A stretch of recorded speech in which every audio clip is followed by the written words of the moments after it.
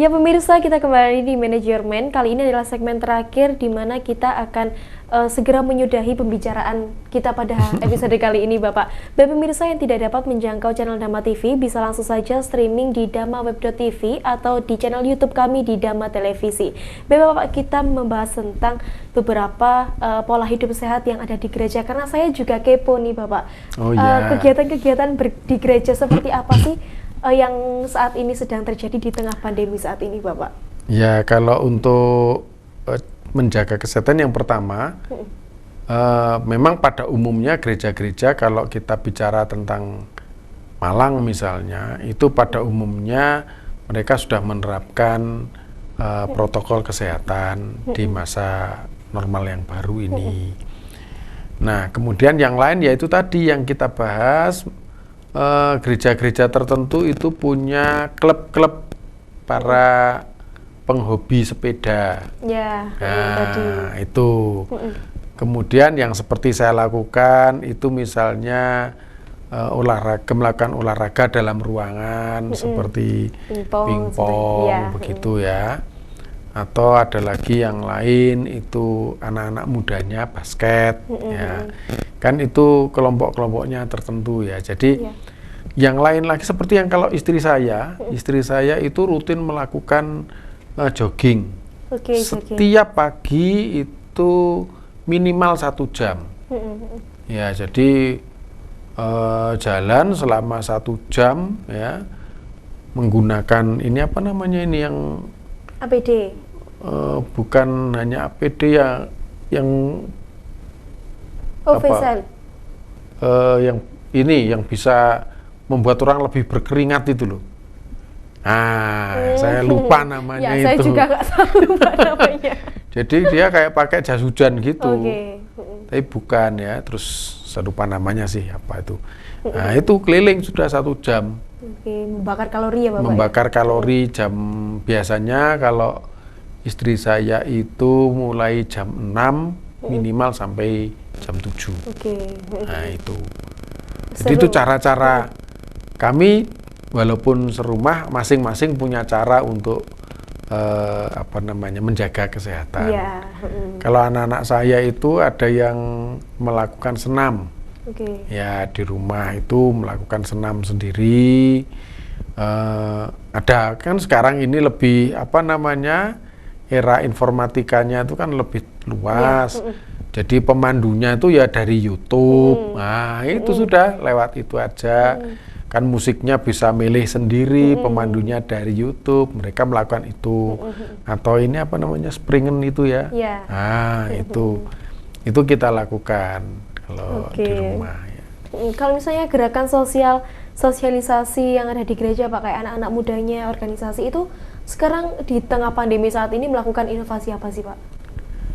Nah, biasanya karena aktivitas mereka itu adalah aktivitas online, jadi banyak mereka yang terjun ke arah sana.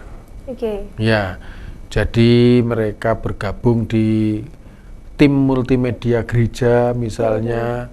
Jadi mereka, peran anak muda sekarang lebih menonjol. Karena ibadah-ibadah itu banyak melibatkan anak-anak muda sebagai teknisi multimedia. Kemudian mereka kan biasanya juga melakukan diskusi-diskusi melalui telekonferensi, dan sekarang ini banyak sekali aplikasi untuk itu ya. Ada Zoom, ada Google Meet, ada WebEx, ada macam-macam deh ya. Jadi cukup banyak. Nah, itu sekarang jadi rupanya dari segi pembinaan mindset yang sehat juga bisa dilakukan lewat situ. Nah, saya mencoba mendampingi anak-anak muda, bukan hanya yang ada di sekitar Malang, tetapi juga anak-anak muda yang ada di Jawa Timur. Ya. Kadang-kadang mereka mengundang saya untuk melakukan telekonferensi. Banyak pertanyaan mereka kemukakan yang dulu tidak pernah kita lakukan. Dulu hanya lokal-lokal aja kita lakukan. Kalau seminar saya diundang ke sana harus pergi pakai kendaraan ke kota lain misalnya. Sekarang tidak, mereka lebih intens dengan cara-cara seperti ini, dan dengan begitu edukasi kesehatan lebih mudah dilakukan sebenarnya. Kalau urusan dengan anak-anak lebih mudah, justru dengan orang-orang tua yang gaptek. Nah, itu yang lebih sulit. Iya. Agak lumayan susah ya Pak ya untuk mengajari. Betul, kita bilang tentang edukasi. Nah, ini yang harus jadi peringatan kita Mbak Cynthia, bahwa tidak bisa ditolak, sebagian dari masyarakat kita rupanya sudah apatis. Jadi ketika kita melihat ini masa pandemi kok masih tetap rame, itu bukan berarti kita tidak bisa menjudge mereka bahwa oh ini orang-orang yang apa ini ya, nggak mau taat aturan, orang-orang yang sembrono.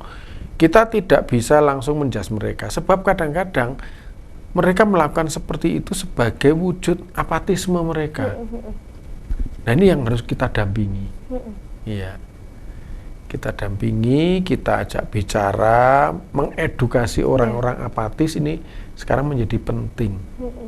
Ya, semua anggota rohaniwan agama apapun juga itu harus terjun untuk mendampingi mereka. Sebab ini bahaya.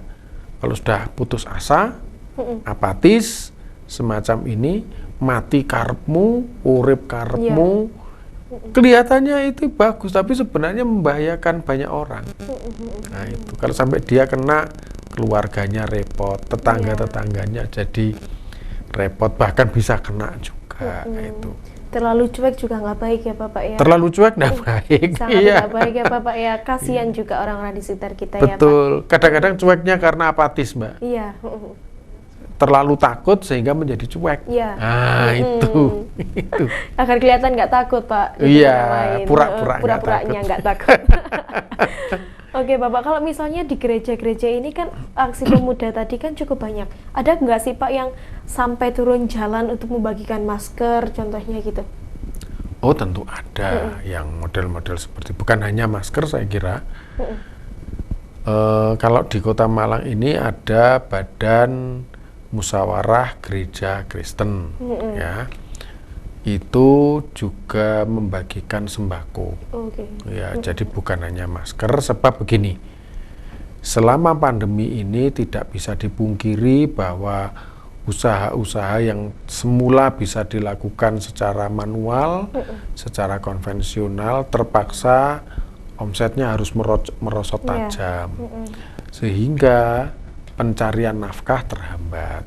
Oleh karena itu, BMGK di Malang, Badan Musyawarah Gereja Kristen di Malang ini berusaha untuk membantu masyarakat yang nafkahnya itu turun drastis dengan membantu sembako. Nah itu bukan hanya masker, ya itu. Membuat bahagia orang ya Bapak ya. Juga membagikan hand sanitizer. Yang pernah saya lakukan itu misalnya, saya minta tolong kawan-kawan yang memang ahli di bidangnya untuk melatih para muda atau rumah tangga muda untuk membuat sendiri hand sanitizer, mulai dari yang organik sampai yang kimia. Wah, sebuah inovasi itu ya Bapak ya? Iya, kita bareng-bareng ayo kita bikin sambil menjaga protokol. Nah, kawan yang memang ahli di bidang itu yang ngajarin, gini caranya, bagaimana komposisinya, ya. Wah, bermanfaat memang Pak ya, sangat bermanfaat. Sebenarnya kita di tengah pandemi saat ini kita mengerjakan sebuah inovasi di rumah untuk kita kembangkan masyarakat luas melalui teknologi ini juga bisa ya Bapak ya? Sangat bisa. Ya. Misalnya kita menciptakan etalase virtual untuk membantu para pelaku UMKM yang pendapatannya merosot karena mereka tidak bisa menjangkau pasar secara manual atau konvensional. Jadi kita buatkan situs etalase, memamerkan produk-produk mereka bisa produk dari tangan pertama, bisa reselling. Ya, kemudian bagaimana transaksinya mereka atur sendiri. Yeah. Nah, itu. Jadi kita hanya memamerkan saja produk mereka. Ya, tentu produk-produk yang tidak berbahaya. Yeah. Narkoba, senjata tajam maupun itu senjata yang ada amunisinya ya tidak kita terima gitu ya. Oke Pak, untuk pertanyaan terakhir mungkin, sebenarnya tujuan kita untuk menjalani kehidupan sehari-hari dengan sehat itu apa Pak? Tujuannya sangat sederhana, menjadikan hidup kita bermanfaat bagi orang lain, siapapun mereka. Karena penyakit ini, karena virus ini tidak mengenal agama, tidak mengenal ras, tidak mengenal golongan, usia, gender, semua bisa ditulari. Ya, jadi berarti derajat kita itu jauh di bawahnya penyakit jika kita masih membeda-bedakan orang berdasarkan background atau latar belakangnya. Maka kita bantu orang lain tanpa memandang apa latar belakangnya, dan jangan pernah punya agenda tersembunyi, pamrih misalnya. Kalau saya bantu itu supaya yang bersangkutan itu ikut saya, atau apa, atau mudah saya pengaruhi atau bagaimana. Bukan itu. Itu bukan tujuan. Tujuannya adalah bagaimana hidup saya bermanfaat bagi sesama di sekeliling saya. Oke, melakukan apapun asal tidak merugikan siapapun Ya, gitu ya dan Bapak itu ya. butuh tubuh dan jiwa yang sehat. Oke, baik Bapak, terima kasih banyak untuk perbincangan kita pada episode kali ini. Mungkin memang sangat seru ini pembincangan di episode kali ini, karena Bapak juga terlihat sangat bahagia, sangat sehat untuk memberikan sebuah edukasi kepada pemirsa di rumah. Terima kasih saya ucapkan ya Bapak ya. Terima kasih pemirsa, terima kasih Mbak Cynthia. Oke, baik pemirsa Dharma TV, terima kasih sudah menonton Manajemen dari awal hingga akhir. Saya Nancy Dea Unika, mohon maaf jika ada salah kata. Kita sampai jumpa di episode berikutnya.